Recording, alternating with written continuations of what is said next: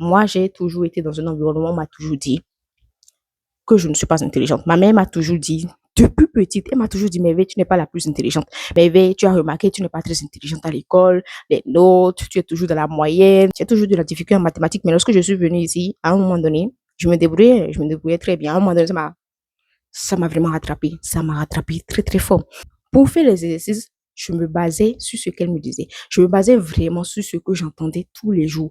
Chaque fois que je coulais, chaque fois que j'avais une mauvaise note, je disais tout le temps, oh, je, je ne suis pas intelligente. Ma mère m'a toujours dit que je ne suis pas intelligente. Donc, pourquoi je vais faire des efforts? Pourquoi, si je continue d'avoir des mauvaises notes, pourquoi je vais continuer tout simplement à travailler? Le jour où j'ai décidé de prendre ma vie en main, de travailler sur moi et d'avoir mon diplôme, c'est ça que tout a changé. Et qu'est-ce qui m'a permis d'avoir cette conclusion? Qu'est-ce qui m'a permis tout simplement de continuer, de me réveiller, de me dire, mais oui, tu dois avoir ton diplôme. J'ai fait un examen et j'ai pas passé. Et lorsque j'ai eu les résultats, je suis allée pleurer, tellement je suis allée pleurer. Parce que moi, le fait que je ne passais pas mes examens et je n'arrivais pas à passer en classe supérieure, pour moi, tout simplement, ça lui donnait raison. Ça lui donnait raison sur le fait qu'elle disait que je n'étais pas intelligente, que je n'ai jamais été vraiment intelligente depuis que je suis petite. Elle avait cette habitude de regarder seulement mes mauvaises notes. Elle me comparait à mes amis, elle disait, tu vois tes amis avancent. C'est juste la mathématique, tu n'arrives pas à avancer. Juste le diplôme, tu n'arrives pas. Qu'est-ce que tu arrives à faire finalement? Donc, elle m'a parlé un peu comme ça. Et vraiment, j'ai vraiment eu peur lorsque je suis allée dans la chambre. J'ai vraiment eu peur. Lorsqu'elle m'a appelé, je savais qu'elle voulait encore parler des notes. Je faisais des efforts, mais je n'arrivais pas. Je priais, je pleurais chaque nuit. Je disais à Dieu de m'aider. Avant, mon diplôme était vraiment un truc énorme. C'était pas un truc normal pour moi. Tout le monde disait qu'ils voulaient avoir le diplôme. Je voyais mes amis et tout, mon entourage avancer de façon assez fluide. Moi, j'étais là, je me levais à 5 heures du matin, je priais, mais rien ne changeait. Donc, elle m'a appelé ce jour. Elle a regardé les mauvaises notes encore une fois. Elle m'a dit, regarde tes amis, regarde ton âge. Tu n'arrives pas, juste la mathématique, tu n'arrives pas. Et elle m'a pris des cours supplémentaires. Malgré ces cours supplémentaires, j'ai continué à avoir des échecs.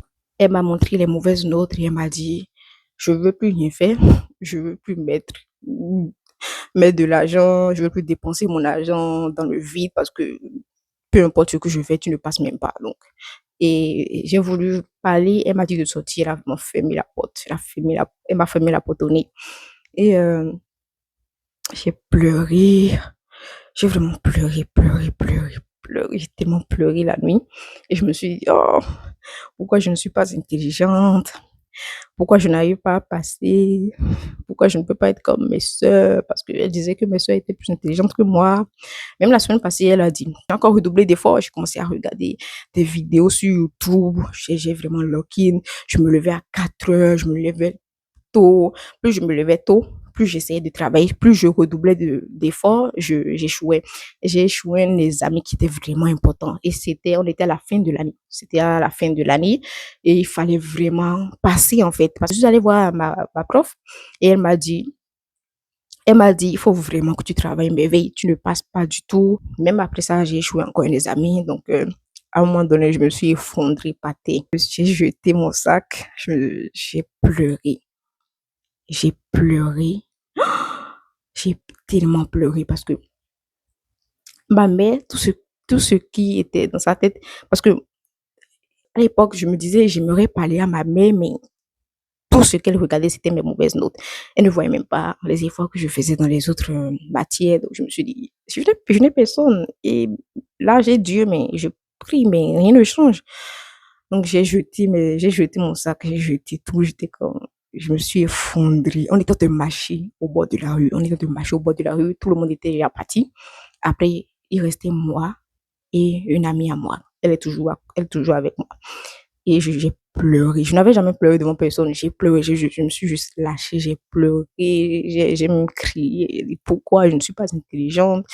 Pourquoi c'est toujours moi? Quand je dis toujours moi, je dois faire 2 fois plus d'efforts dans tout ce que je fais. Je dois toujours faire beaucoup d'efforts pour avancer. Et même quand j'avance, même quand j'essaie d'avancer, je ne réussis jamais. Je ne réussis jamais. Et je suis toujours dans la médiocrité. Je suis toujours dans la moyenne et je n'arrive pas à avoir des bonnes notes.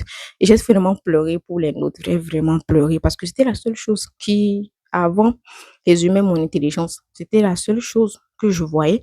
C'était la seule chose qui était importante pour moi. Avant, l'école était tout pour moi. Je ne voyais rien d'autre parce que les notes, pour moi, c'était vraiment important.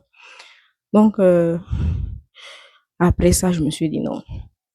Il y a un truc, je me suis dit, si ce n'est pas les exercices, si le fait de me réveiller le matin, ça ne m'aide pas, c'est parce qu'il y a un truc. Et je me suis rappelé de la façon dont j'ai fait pour avoir confiance en moi et je me suis dit, attends, qu'est-ce que tu as fait pour avoir confiance en toi? Comment as-tu fait merveille pour avoir confiance en toi? Rappelle-toi de ce que tu as fait pour avoir confiance en toi. Tu ne peux pas couler, tu ne peux pas regarder seulement la réalité. Il faut regarder à l'intérieur de toi ce qui te bloque. Il faut regarder tes propres croyances. Il faut faire face à tes croyances. Si tu veux vraiment passer 3 semaines avant les amis, 3 semaines avant les amis qui va me faire passer. Je me suis regardée dans le miroir et je me suis dit, merveille, quelles sont tes croyances? J'ai pris un papier, j'ai écrit toutes mes croyances. Qu'est-ce que tu crois vraiment? Est-ce que tu penses que tu es capable d'avoir des bonnes notes? Est-ce que tu crois que tu es intelligente là où tu es? Et je me suis dit non, je ne crois pas que je vais pouvoir avoir mon diplôme. Je ne crois même pas que je vais pouvoir passer la mathématique un jour. Je pense que c'est impossible pour moi de passer la mathématique. J'ai tellement échoué. Vraiment, pour ma mère, je ne pouvais pas avoir mon diplôme. Et à un moment donné, elle a commencé à juste trouver des alternatives. Elle a commencé à regarder, à faire des recherches pour moi. Si jamais je n'avais pas le diplôme, vous voyez, je voyais mes amis, je regardais ma difficulté, je voyais mes efforts, je me disais, qu'est-ce que je peux faire? Qu'est-ce qui, qu'est-ce qui est vraiment la source du problème? Qu'est-ce que je peux regarder? Oublions les exercices, oublions les amis. Qu'est-ce que je peux faire? Comment je peux travailler sur moi? Comment je peux oublier ces pensées, le fait qu'on me dit que je ne suis pas intelligente et croire en moi et réussir? Qu'est-ce que je peux faire? Et j'ai fini par trouver que lorsque je voulais avoir confiance en moi, lorsque j'étais dans la solitude et je pleurais tous les jours, je voulais avoir confiance en moi, j'ai fait la même chose. J'ai copié la même chose et j'ai réussi. Ce que j'ai fait, c'est que j'ai oublié tout ce que ma mère disait. J'ai prié. J'ai demandé à Dieu, je veux une protection. J'ai prié. Ok, et j'ai commencé à avancer. Ma mère, elle avait l'habitude de me dire, je ne suis pas intelligente. Donc, j'ai écrit, je suis intelligente. Elle avait l'habitude de me dire, tout ce que tu fais n'est jamais bon. Tu ne fais jamais rien de bon. J'ai écrit, tout ce que je fais est bon. Tout ce que je fais est bon. Et j'ai commencé à répéter ces affirmations.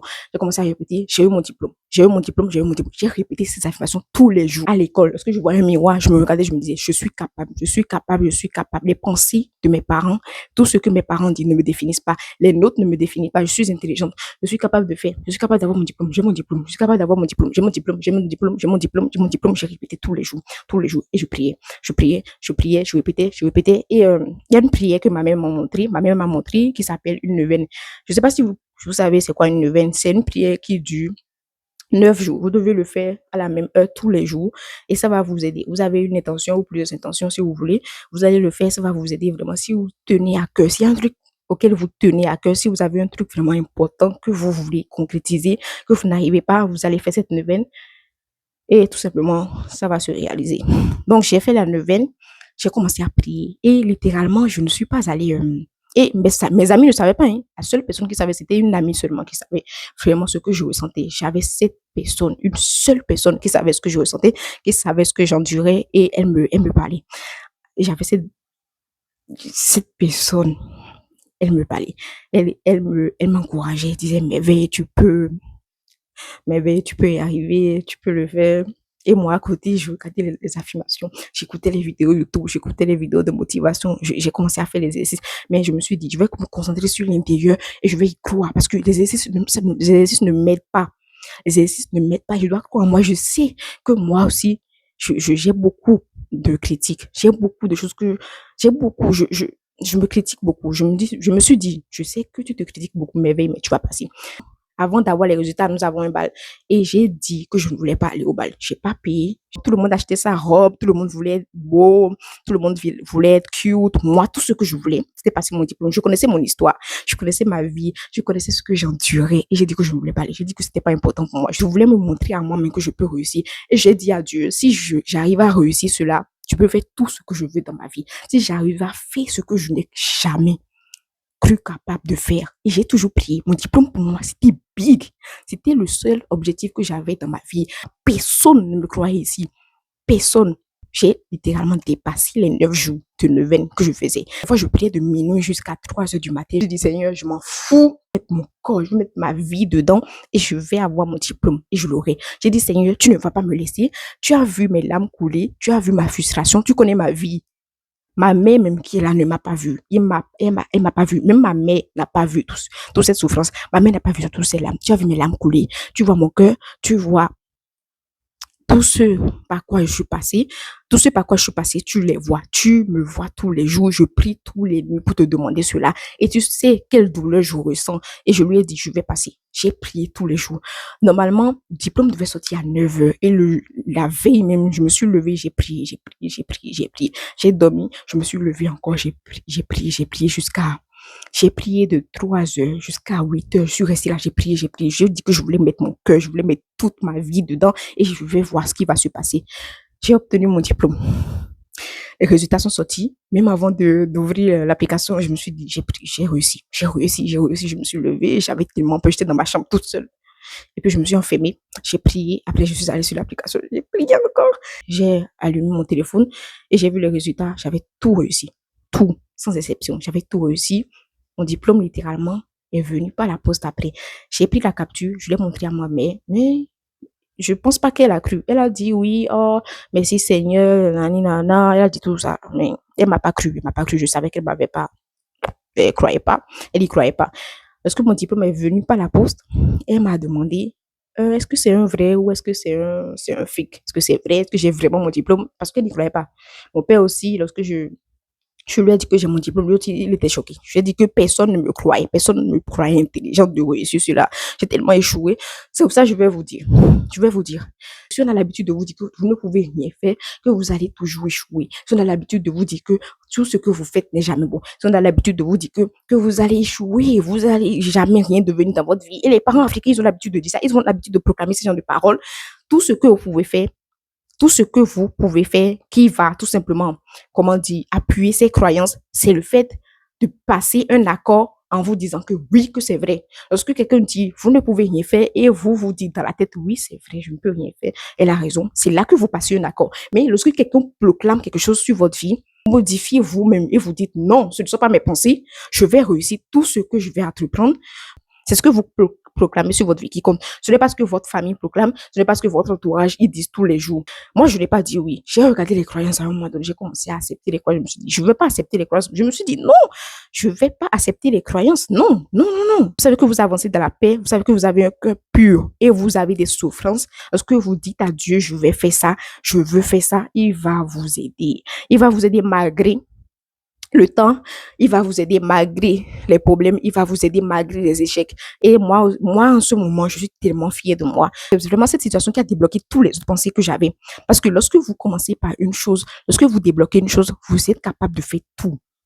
Il suffit de croire en vous et de débloquer une chose qui est vraiment difficile maintenant, une situation dans laquelle vous êtes en ce moment et vous ne pensez pas que vous pouvez vous en sortir. Vous ne pensez pas que c'est possible de se sortir de cette situation. Si vous avez peut-être des dettes, vous ne pensez pas que c'est possible de sortir de cette situation et de devenir stable financièrement. Vous devez juste débloquer une croyance qui va vous aider et qui va changer toute votre vie.